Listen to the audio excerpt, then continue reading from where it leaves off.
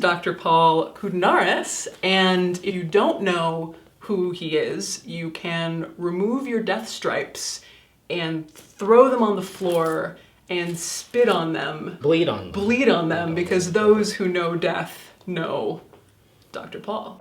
A weird and wonderful home for a weird and wonderful man.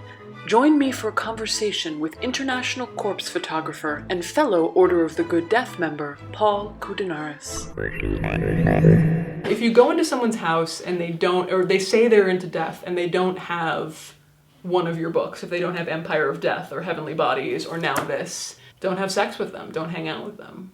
So if they do have it, if they have my books, you're supposed to have sex with them? If you were planning on sex, then you continue with the plan. So that's going to be a new category on, like, all the dating sites, I guess. Do you have copies of these books? Yeah, what sign are you? Yeah. What would you do on a first date? Do you have a copy of Empire of Death? If not, I have a game for us. Yeah. It's called Tell Me About That Corpse. Okay. Where I just pick a random page in your book and you tell us about that corpse. Tell us about this corpse. Well, tell us about any of these 20 corpses on this page. You know, when that page first was presented to me by the designer, I actually hated it because I called it the yearbook page, and then I came to realize it was brilliant because it was a yearbook page and it allowed us to add so many in. I hope you had the time of your life. Maybe the class president is this guy here.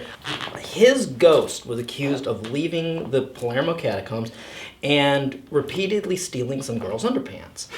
And so he was the panty thief. In Sicily, I picked up so many stories about people having sex with ghosts, and I started researching it and realizing this is a thing, historically. It's been going on for a long time. For our next Tell Us About That Corpse. The corpse is worth 1,000 words. This is not a corpse. This That just is a looks corpse. like a statue. No, you know what looks like a statue? Well, I had a cab driver who came to me in Bangkok who I had been working with to help find some obscure sites. And he said, you know, there's a mummy out in Kanchanaburi province. If you're interested, I can drive you out there if you want to pay me. I was like, sure. And so we go out there, and we go to this temple, and he sets me in front of this statue. And I look at him, and I'm like, okay, this is a statue. Yeah, thanks for the statue, dude. And he's like, no, it's a mummy. I was like, this is a statue. He's like, no, come look closer. And he brings me over, and he looks at it, see all the hairs that are coming out of the gold in his arms. What? And I look, and I looked, and he's like, you're right. This is a human being covered in gold. And it was a revelation to me. Maybe some people out there already knew about the Gilded Mummies, but it's a tradition in Buddhism. For about half a year, all I did was try to seek out more gilded gold mummies because they're really incredible, and they really look like statues. This book actually has a centerfold. Miss December 1722.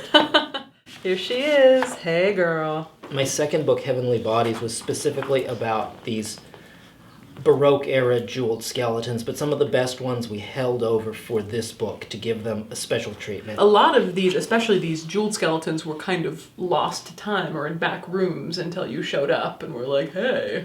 Yeah, Got any jeweled skeletons on the premises? I discovered a couple hundred of them. I mean, some of them were obvious because some of them were never moved from where they had started out. Some of them were in strange places. One of them I found in the back of in a storage unit in the back of a parking garage in Switzerland.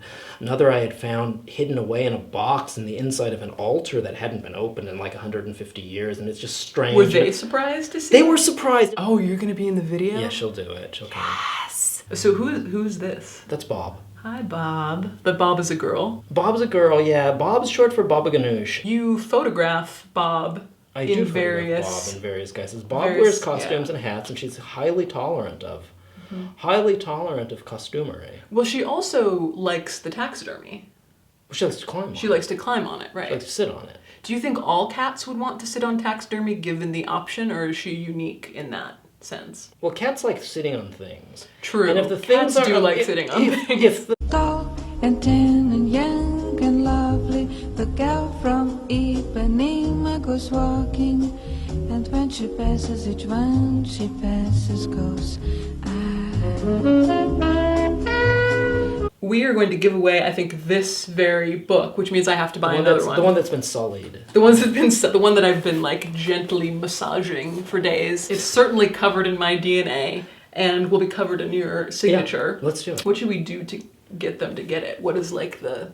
Mail it to them? No, I mean, like, what do they have to do to win it? First person who responds by sending a picture of their cat, dog, rat, or rabbit wearing a funny hat. First person on all social media and Yeah. YouTube, not photoshopped, Funny hat on it. real ass hat on Yeah. your real ass pet.